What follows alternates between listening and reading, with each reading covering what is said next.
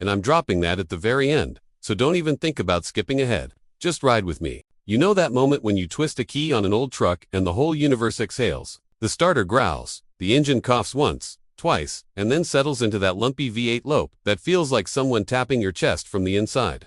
That's the soul of this channel.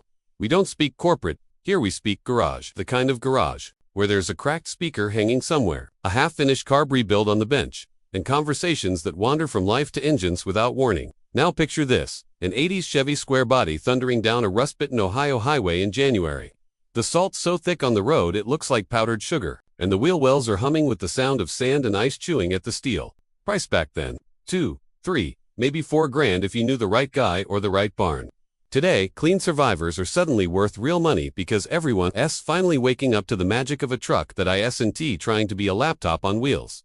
These Chevys weren't perfect. Hell no, they were honest. You'd hit a pothole so deep it felt like you fell into low orbit, and the glove box would explode open like it was filing a complaint. But that truck, it would keep tracking straight like it was born on that broken road. And the quirks, God, the quirks are steering so heavy you felt your shoulders grow a size, a heater that could melt your shoelaces, gauges that danced when you hit a bump, like the truck was laughing with you. I took 1A an old, sunburned single cabin, a late-night interstate run once. Empty road, V8 humming, windows cracked just enough so you get that cold air mixing with the warm smell of old vinyl and gasoline. And there's this moment, around 60, maybe 65 miles per hour, where the truck settles. Not get smoother. Squarebodies were never smooth, but steadier. Like your buddy just put his hand on your shoulder and said, "Relax, I got this." And suddenly the hum of the engine feels like a heartbeat you've known your whole life. Every few moments, something else hits you. The way the doors close like you're sealing a vault. The tailgate that drops with a metallic honesty new trucks would charge you $2,000 for. The engine note that sounds like it's clearing its throat before telling a story.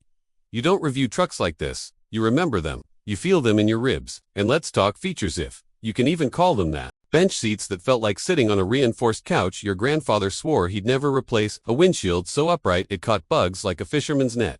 Power, on paper, not much, but on the road, enough to haul wood, boats, broken friendships, whatever you needed.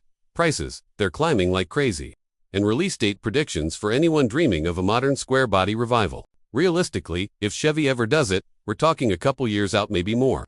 But would they dare build something this raw again? Something that doesn't care about lane keeping or massaging seats or 16 computers humming under the dash? Here's the part I promised. That's secret. There's an old rumor passed around by mechanics who've opened more of these trucks than birthday presents. One specific trim from the 80s came with thicker steel in the frame rails. Not on paper, not in any GM document, but in reality, some say a supplier used leftover steel from military contracts. Others say a batch was accidentally overspec'd, and GM just shrugged and built them anyway.